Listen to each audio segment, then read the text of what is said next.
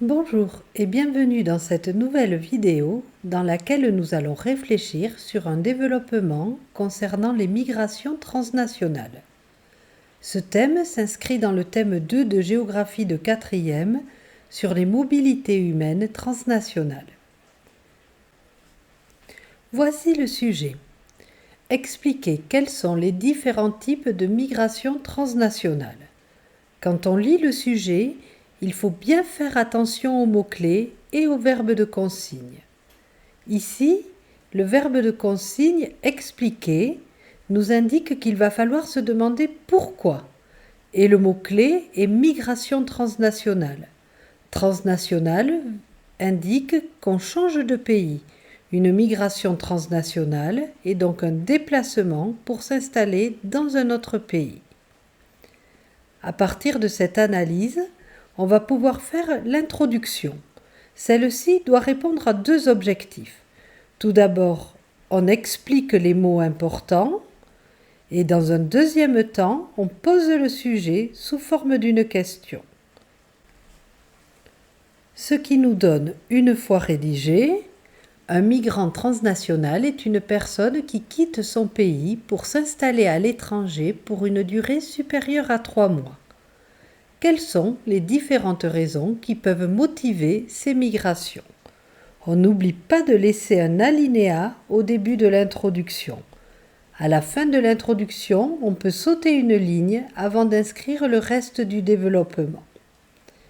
Pour ce sujet, le plan correspond à une raison pour expliquer les migrations par partie, une partie par type de migration. À ce stade, on note au brouillon, à partir de nos connaissances, les différentes raisons qui poussent les gens à quitter leur pays. Cela peut donner un plan en 4 parties. Première partie, fuir la guerre ou la dictature.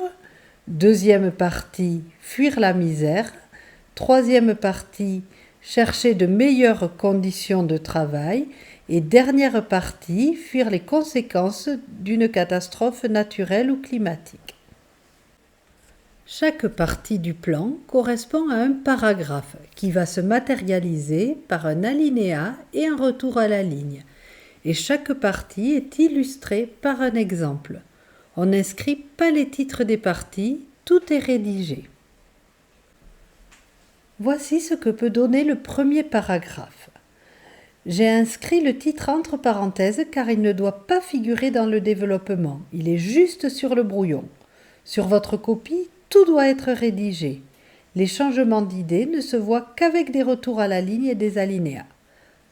Donc voici ce que donne le premier paragraphe. Tout d'abord, si de nombreuses personnes quittent leur pays, c'est pour fuir des situations dangereuses comme la guerre ou la dictature. Ce type de migrant peut obtenir un statut de réfugié dans un pays où il s'installe.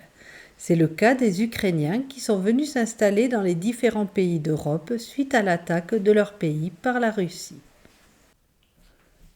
Ensuite, on rédige de la même façon les autres paragraphes. On n'oublie pas de laisser l'alinéa, de commencer par le mot de liaison et de mettre un exemple. Pour la deuxième partie, on peut parler des migrants africains qui traversent la Méditerranée pour venir en Europe, en espérant avoir de meilleures conditions de vie. Pour la troisième partie, sur la recherche de meilleures conditions de travail, on peut prendre l'exemple des infirmières des Philippines qui viennent s'installer au Royaume-Uni ou aux États-Unis, où leur salaire sera multiplié par 10. Enfin, dans la dernière partie, on peut parler des cyclones, des séismes, c'est-à-dire des tremblements de terre, ou de la montée des eaux qui obligent les gens à partir de chez eux. Dans ces cas-là, ils s'installent plutôt dans les pays voisins, voire dans le même pays, mais un peu plus loin. On peut terminer par une petite phrase de conclusion qui indique que les migrations transnationales ont donc des explications très diverses, très différentes. Voilà, j'espère que ce sujet est maintenant bien clair pour vous.